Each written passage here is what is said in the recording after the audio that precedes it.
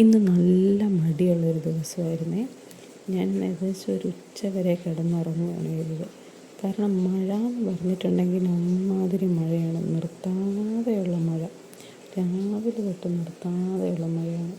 അങ്ങനെ കിടക്കുമ്പോൾ വിചാരിക്കും നമ്മൾ പഠിക്കണം, പക്ഷെ എന്ത് ചെയ്യാനാ, എണീക്കാനേ പറ്റുന്നില്ല. ഞാൻ ആകപ്പാടെ നോക്കിയത് ഇന്ത്യൻ ജോഗ്രഫി, നമ്മുടെ +1 ഫസ്റ്റ് ഫിസിക്കൽ ജോഗ്രഫിയുടെ ആദ്യത്തെ ചാപ്റ്റർ നോക്കി.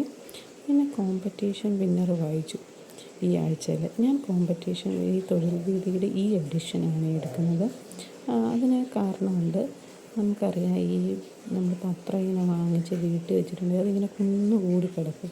കുറച്ച് കാലം കഴിയുമ്പോൾ പിന്നെ അത് വിൽക്കാനൊട്ട് തോന്നുകയില്ല, കളയാനും തോന്നില്ല, വീട്ടിൽ സ്ഥലം ഉണ്ടാവില്ല.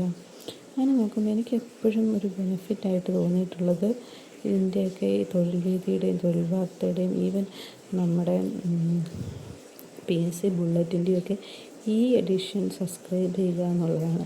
അതാകുമ്പോൾ നമുക്ക് പല ഗുണങ്ങളുണ്ടല്ലോ.